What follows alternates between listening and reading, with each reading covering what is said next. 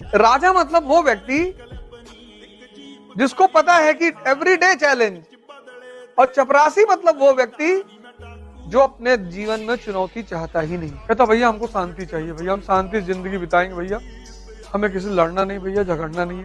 अब चुनौती अगर नहीं है तो काहे के राजा। तुम पढ़ने का सबसे गलत तरीका अपना के रखे हो।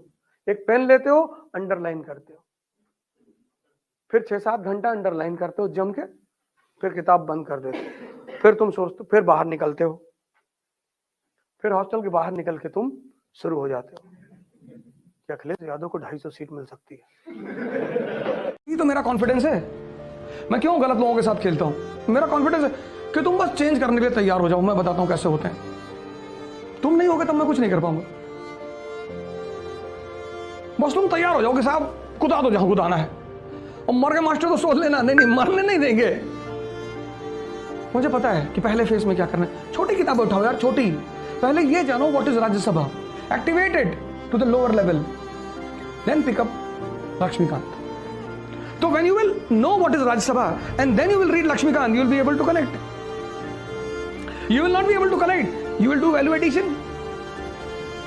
And once you started enjoying, now this is not activated, you picked up Lakshmikant to Vasu. And for 15 days you are not getting anything. What will happen?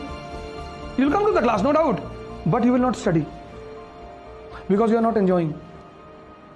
आपने देखा मुकेश अंबानी जी के बेटे की शादी, उस शादी ने दिखाया नेता, व्यापारी, कलाकार, पुरोहित, ये सब एक चेन से बंधे हुए हैं। सब कि जनता ने देखा। अब जनता ने कितना समझा, सब पहुंचे थे। कौन किस पार्टी का नेता था जो नहीं पहुंचा था? सब पहुंचे थे कि भैया विदाई में रोलेक्स वाली घड़ी मिलेगी, राडो वाली। सब पहुंचे थे। तो पानी पी पी के गाली दे रहे थे कि मोदी जी के भाई हैं, मोदी जी के भाई हैं, और मोदी जी सिर्फ उनके। सब पहुंचे थे। और हो सकता है इस देश की जनता ने देखा।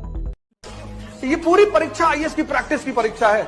जिसको प्रैक्टिस करना आ गया, मतलब मैं 25 साल में एक चीज सीखा, अगर मैं उसे अपने ऊपर लगा लिया होता तो पता नहीं क्या होता, लेकिन अगर मैं सेलेक्ट हो जाता तो मेरे ऊपर जांच चल रही होती। कहते हैं यार कल 4 बजे उठ रहा है। कहता हाँ कल उठाएंगे तुमको 4 बजे, 3 बजे उठा देंगे। अब तुम रात में सोए की है तो कहा है 3 बजे उठाएंगे। और जब 4 बजे घंटी बजी घड़ी की, तब ये कहता है कि 4 बजे क्या करोगे उठ के?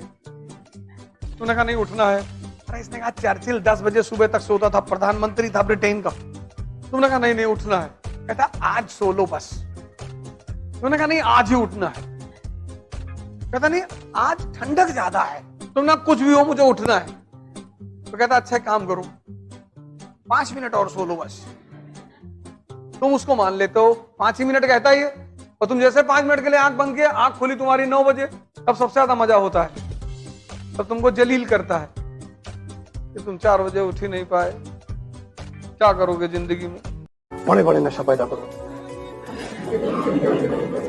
2030 तक पूरी दुनिया का कब्जा कर लेंगे। तुम्हारी पता है, और सबसे बोलो और हंसने दो लोगों को, कोई दिक्कत नहीं। लोग मुर्दों पे नहीं हंसते, याद रखना। अगर लोग तुम पर हंस रहे हैं इसका मतलब तुम जिंदा हो। किसी से नफरत मत करो, पढ़ो क्या कह रहा है वो आदमी। नफरत करना विकल्प नहीं होता है।